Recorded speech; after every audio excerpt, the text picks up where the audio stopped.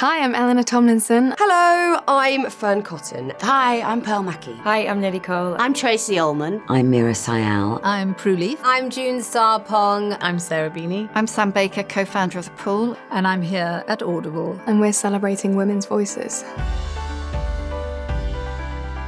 I've lots of female role models, of course.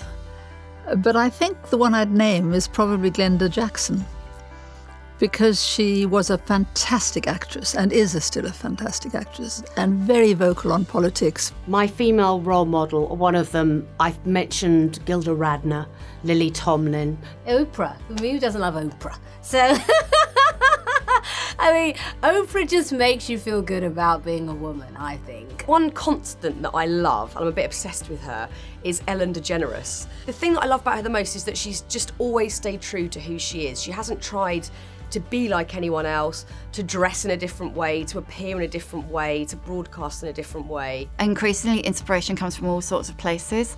And yeah, I admire J.K. Rowling, I admire Michelle Obama, but at the end of the day, it's kind of everyday people doing everyday shit and getting stuff done that make the difference. I think literature's always been at the forefront of gender equality, and certainly a lot of the books I read growing up changed the way I looked at the world and felt about myself, because they were written by women authors and about being a woman. Literature has always furthered any kind of equality, because sometimes it's hard to express yourself, but when you read something, when you read how somebody feels, when you're able to step out of your own life and step into somebody else's, that's how you're able to make the changes necessary. I think when you think about how far women have come in literature, and you think initially they weren't allowed to read novels, and then they weren't allowed to write them. If they did, they had to publish them under a male name. They've come so far. In a funny way, actually, I think literature already has furthered gender equality, because you have these examples like Emily Bronte and countless others in the past of women who managed to kind of make a mark on the world. I think it's incredibly important that anyone shares any story that they have, male or female. I think what's lovely is that we're finally seeing another side to literature, to film, in that women are bringing their stories forward. Women are 51% of the population. We are and our stories should be valued as equally as men's stories. And it's so important to get them out there to again, aid the understanding of what it's like to be a woman. What we need is a diversity of storytellers and a diversity of perspectives. And that applies to gender, it applies to colour, it applies to kind of socioeconomic background.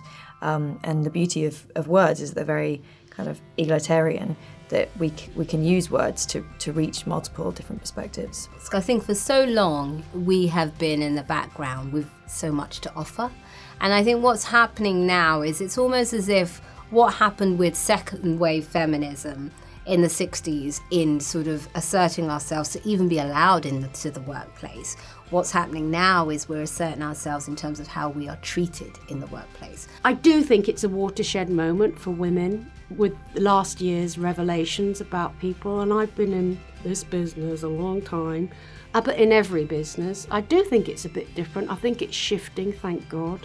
We're on a journey to equality, and I think we have to be really realistic about the fact that we haven't got there yet. First and foremost, getting equal kind of pay for women, getting equal positions of power on boards and director positions. I think the removal of gender politics and power politics and abuse in the workplace. I hope that we see also equality for women of colour in all of those areas, because that's a dialogue that has to come forward too. I kind of think this is really early days to getting true equality.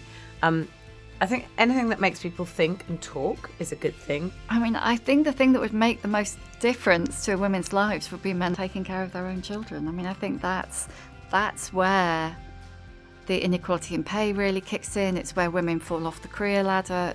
I think that's the crux of the problem. I think it is really important to value everyone with equal weight, regardless of class or gender or sexuality or race. It's completely important to value people as people. I think women are stronger now than they've ever been in history. I think when you think of women having to conform or having to write under a male pseudonym.